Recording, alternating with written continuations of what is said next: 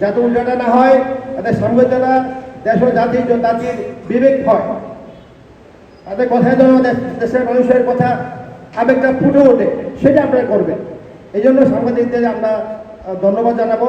আমাদের সহযোগিতা সর্বোপরি থাকবে, যেহেতু আমরা চেষ্টা করবো যে সাংবাদিক যাতে সুস্থ কথাগুলো, সুন্দর কথাগুলো, সমাজের বিভিন্ন অবহেলিত মানুষের কথাগুলি বলতে পারে, সেই জন্য পরিবেশ সৃষ্টি হয়। আমাদের বর্তমানে আমাদের যে প্রধানমন্ত্রী তারেক রহমান সাহেব, তিনি তো দেখতে পাচ্ছেন তার যে চলাফেরা কার্যকলাপ যেগুলো সম্পূর্ণ ব্যতিক্রম।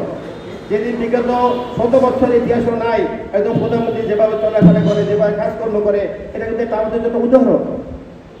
সে আসলে সেটা অন্য কোথাও করতে পারতো, ইয়াবা যেভাবে আরম্ভ হয়েছে সেগুলোর জন্য আপনারা যতটুকু পরিমাণ আপনাদের কলমের জোর আছে আমরা লিখবেন এবং অচির সাথে এগুলো নিয়ে আলোচনা করবেন। আমাদের দেশে মাদক এবং গাঁজাখোর বহুত বাইরে গেছে, এগুলো নির্মূল না করলে আমাদের ভালো ভালো ছেলেরাও নষ্ট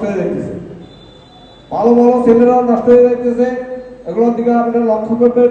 আমাদের নুরাবাদে যারা নেতৃবৃন্দ আছে আপনাদেরকে এবং নীলকুমারের 5 থানার যে নেতৃবৃন্দ আছে আমরা সবাই আপনাদেরকে সহযোগিতা করবো এই ব্যাপারে। কোনো রকম আমরা পিছপা হবে না, আপনারা এগুলো নিয়ে আগে যাবেন।